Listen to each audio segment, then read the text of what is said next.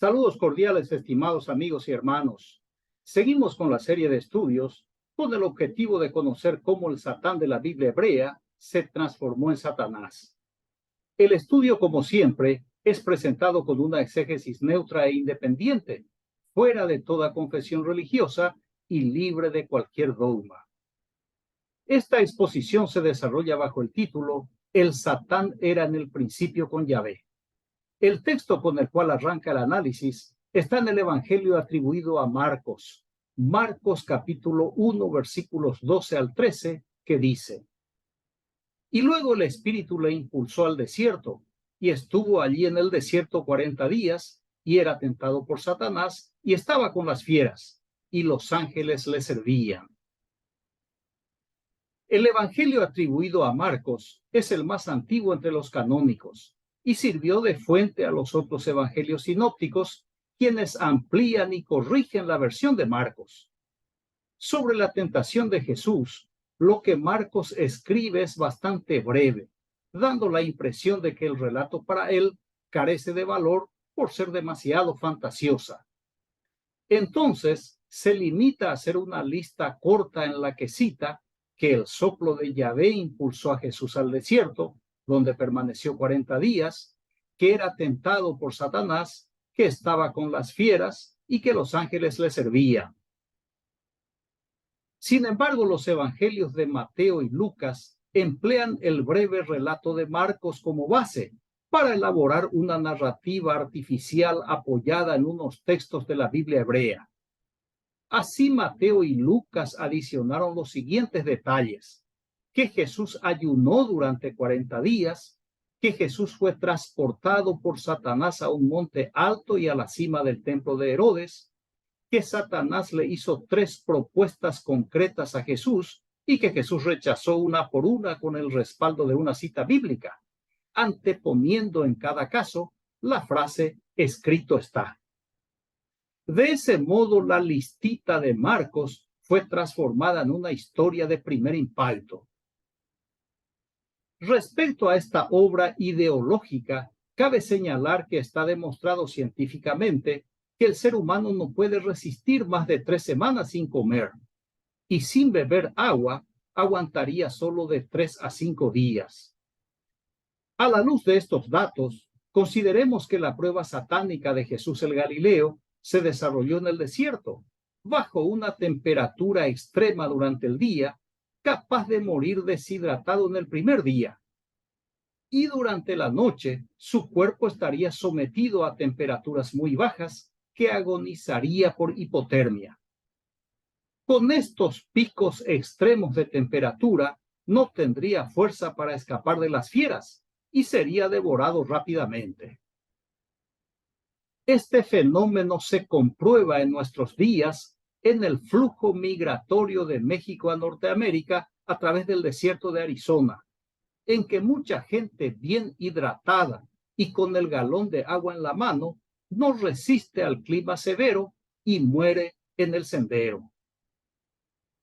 Pero los 40 días corresponde a un número simbólico en la cultura hebrea. Es un número cabalístico, mágico, que aparece en Génesis 7 y 8 en el diluvio de 40 días. La estadía en el desierto fue de 40 años, según Éxodo 16. Isaac tenía 40 años cuando tomó a Rebeca por mujer, y en la misma edad, Esaú tomó por mujer a Judith, según Génesis 25 y 26. Jesús resucitado se apareció a la gente durante 40 días, según Hechos de los Apóstoles capítulo 1. Esto es sencillamente a modo de ejemplo, ya que abunda mucho más en la Biblia hebrea y la cristiana, donde la numerología arraigada en la superstición está integrada a la religión. En otra observación, Jesús fue tomado de algún lugar de la Tierra Santa y transportado al desierto por el soplo de Yahvé, con el objetivo de ser tentado o probado. Este es un dato muy significativo, porque según el texto, el Dios Yahvé y el Satán siguen operando juntos, como habitualmente lo hacían en toda la extensión de la Biblia hebrea. Aquí también es el Dios Yahvé el que inicia la ejecución del plan, al dar el aventón a Jesús hasta el desierto y dejarlo en manos de su asistente. De modo que en el destino siguiente, el diablo actuó de taxista o de Uber y llevó a Jesús a un monte alto y le mostró todos los reinos de la tierra. El problema que presenta el texto es que no existe un monte tan alto como para contemplar todas las naciones del mundo. Y si lo hubiera, Jesús debía tener un ojo biónico, como el que tenía el hombre nuclear, protagonizado por el actor Lee Majors. En otro viaje invisible, Satanás, el taxista y tentador de Jesús, le llevó a la cima del templo de Herodes en Jerusalén para someter al héroe a una última prueba, a fin de expedirle el certificado de Hijo de Dios, con el cual legitimaría el cargo político de Rey Mesías, siguiendo la antigua tradición incorporada en el Salmo número 2. Salmo número 2, verso número 7 dice: haré público el decreto de Yahvé. Él me ha dicho, tú eres mi hijo, hoy te he engendrado. Este salmo protocolar se empleaba en el acto de entronización del rey, una ceremonia en que el monarca es adoptado por el Dios Yahvé y se convierte en hijo de Dios. En el caso de Jesús, recibió el nombramiento póstumo de rey sacerdote para legitimar su título de Mesías del pueblo elegido con fines políticos religiosos. Precisamente ese título es lo que le preocupa al dúo Mateo-Lucas, pero a diferencia del rey, que confiesa públicamente que Yahvé le dijo, Mateo y Lucas evitan poner en boca de Jesús, porque autodenominarse hijo de Dios o rey de Israel sería una blasfemia, hecho que tornaría a Jesús reo del Sanedrín y de las autoridades romanas. Entonces Mateo y Lucas hacen que Satanás lo diga en su interrogatorio. En Mateo 4:3, vino a Jesús el tentador y le dijo: si eres hijo de Dios, di que estas piedras se conviertan en pan. La supuesta prueba es política, no tiene nada de espiritual. Mateo y Lucas escriben esta pieza teatral con el fin de demostrar, mediante una tentación fantasiosa, que sí, que Jesús es el Hijo de Dios o el Mesías. Porque al salir triunfante de la triple prueba, Jesús, ante los ojos del lector de los evangelios, es legitimado como el auténtico Mesías, el Mesías designado por el Dios Yahvé y verificado por su asistente de pruebas, el Satán, el tentador de Jesús.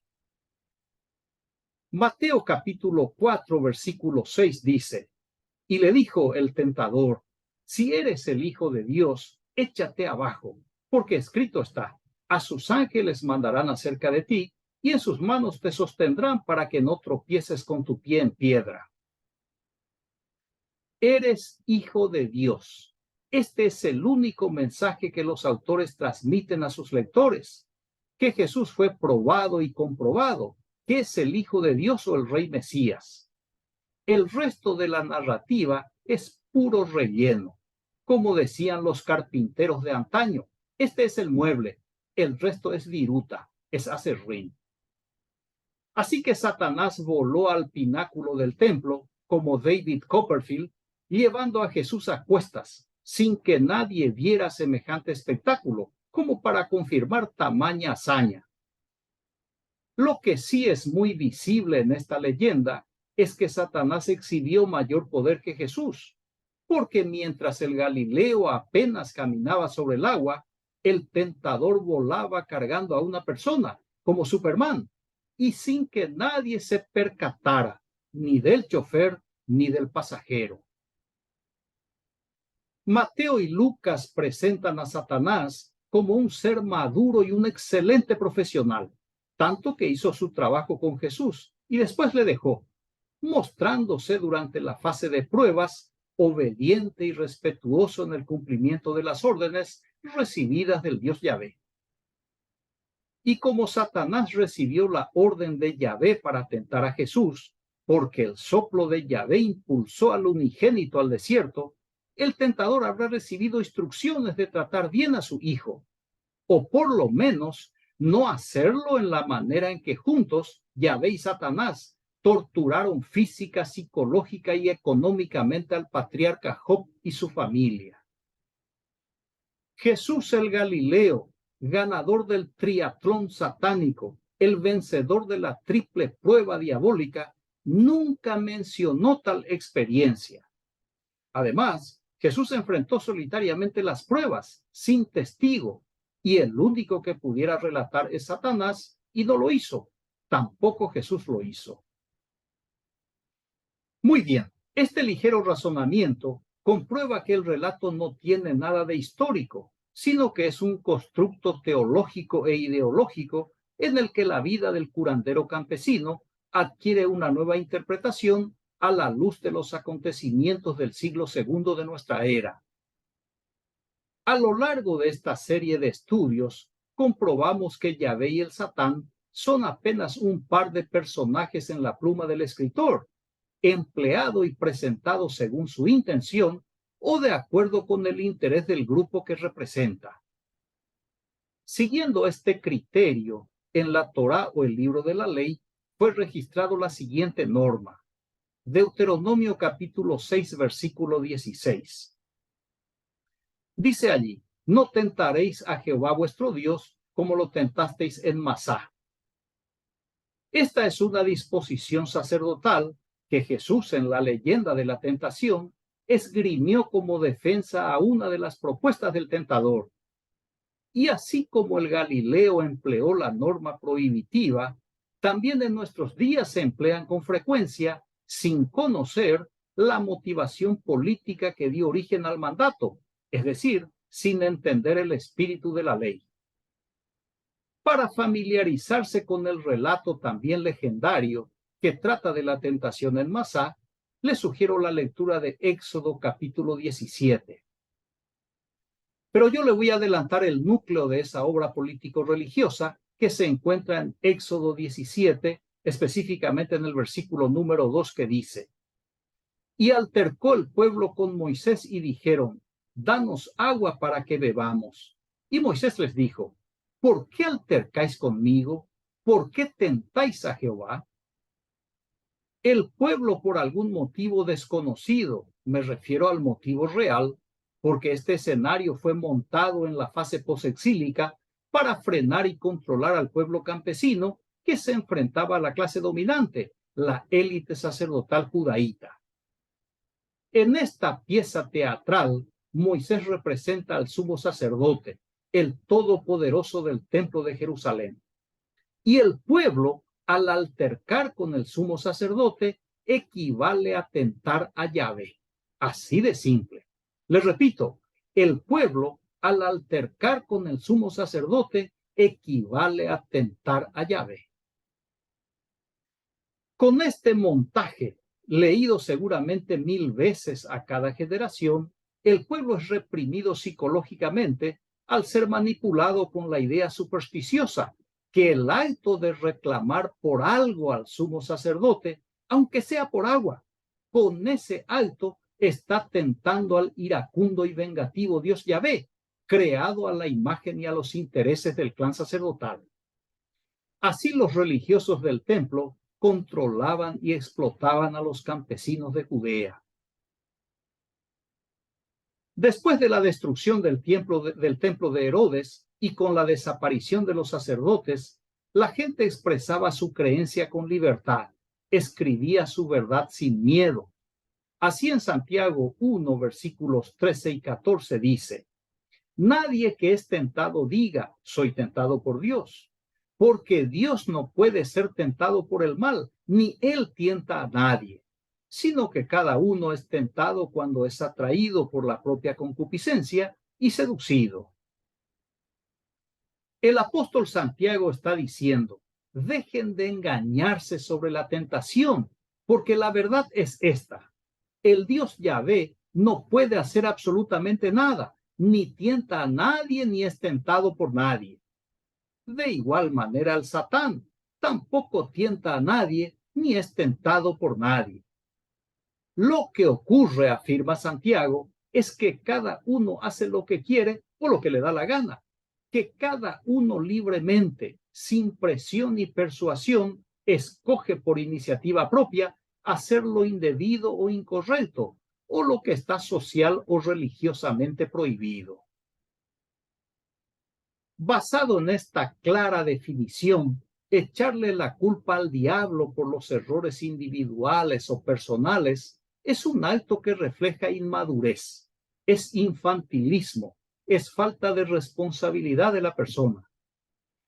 Sin embargo, el Jesús de Mateo y Lucas, contrariando completamente al apóstol Santiago, enseñó sobre la tentación lo siguiente. Mateo capítulo 6, versículo 13. Dice allí Jesús, y no nos metas en tentación, mas líbranos del mal, porque tuyo es el reino y el poder y la gloria por todos los siglos. Amén. En la oración modelo, Jesús el Galileo está reafirmando que el autor de la tentación es el Dios Yahvé y nadie más. Por eso instruye a que se le ruegue, no nos metas en tentación. Jesús y Santiago sobre este punto no están de acuerdo. Cada uno tiene su propia creencia. Jesús inspirado en la tradición mitológica hebrea, y Santiago iluminado por la razón, mediante el conocimiento de la cultura griega. Este es el mundo religioso, el universo teológico, en que cada grupo cree lo que quiere o lo que le conviene y defiende su ideología con el argumento que Dios le dijo o que Jesús le reveló, como sostiene Saulo de Tarso al decir con arrogancia mi evangelio. Muy bien, concluyo la exposición con la observación del novelista polonés Joseph Conrad. La creencia en algún tipo de maldad sobrenatural no es necesaria. Los hombres por sí solos ya son capaces de cualquier maldad. Agradezco su amable atención, reciba un fraterno abrazo y hasta el próximo estudio. Gracias.